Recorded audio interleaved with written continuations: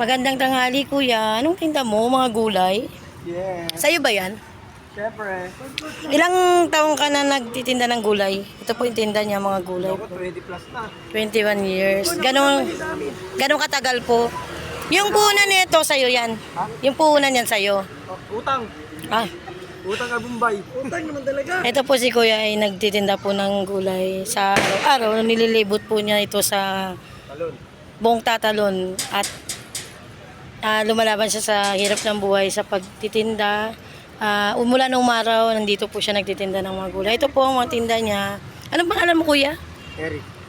Eric. Si Kuya Eric po ay nagtitinda po ng sari-saring gulay. Ito po ay masusustansyang gulay.